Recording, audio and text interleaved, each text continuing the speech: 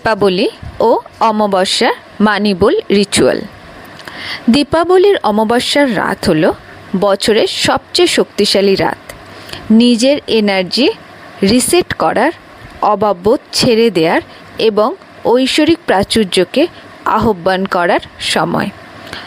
আজ আমরা জানাই মা লক্ষ্মীকে আহ্বান, শুধুমাত্র ধনের জন্য নয়, জীবনের প্রতিটি ক্ষেত্রে ঐশ্বরিক সমৃদ্ধির জন্য। এই মানিবল রিচুয়ালটি করতে যা যা লাগবে: একটি ছোট বাটি, বাটিটি কাঁচ, পিতল বা মাটির হতে পারে। বেশ হিসেবে চাল বা কয়েন আপনাকে 11টা 1 টাকার কয়েন নিতে হবে। কয়েকটা তেজপাতা বা দারচিনি স্টিক, একটি লক্ষ্মী কয়েন, কয়েকটি কারেন্সি নোট বা ছোট ক্রিস্টাল নিতে হবে। ক্রিস্টালের মধ্যে আপনাকে নিতে হবে পাইরাইট অথবা সিট্রিন বা ক্লিয়ার কোয়ার্টজ। এই ক্রিস্টাল না থাকলেও কোনো অসুবিধা নেই, আপনি কারেন্সি নোট নিয়েও করতে পারেন। একটা প্রদীপ নিতে হবে অথবা মোমবাতি। মোমবাতিটা অবশ্যই লাল বা সবুজ রঙের হতে হবে। তুলসী পাতা, সামান্য মধু বা চিনির দানা। প্রথমে বাটিটি পরিষ্কার করুন জল, ধূপ দিয়ে।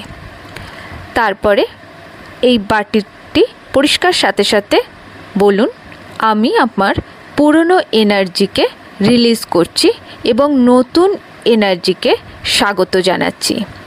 বাটিতে চাল বা কয়েন ভরে দিন, এটি আপনার সমৃদ্ধির ভিত্তি। বলুন, প্রতিটি দানা, প্রতিটি কয়েন আমার ঘরে আশীর্বাদ বাড়িয়ে দিক। এখন তেজপাতা, দারচিনি এবং সামান্য মিষ্টি উপাদান যোগ করুন। এটি সুযোগ ও ইতিবাচক এনার্জি আকর্ষণ করে। মাঝখানে রাখুন আপনার লক্ষ্মী কয়েন বা ক্রিস্টাল, এটি মা লক্ষ্মীর উপস্থিতির প্রতীক। বলুন, দেবী মা, এই বাটিকে অনন্ত ঐশ্বরিক প্রবাহে আশীর্বাদ করুন। প্রদীপ বা মোমবাতি জ্বালান, জ্বলন্ত শিখার দিকে তাকিয়ে কয়েক মুহূর্ত ধ্যান করুন এবং কল্পনা করুন সোনালি আলো আপনাকে ঘিরে ধরছে, আপনার আভা শান্তি ও প্রাচুর্যে পূর্ণ হচ্ছে।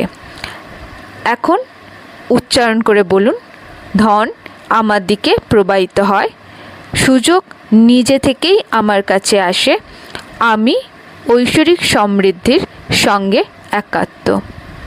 বাটিটিকে সারা রাত আপনার জানালার পাশে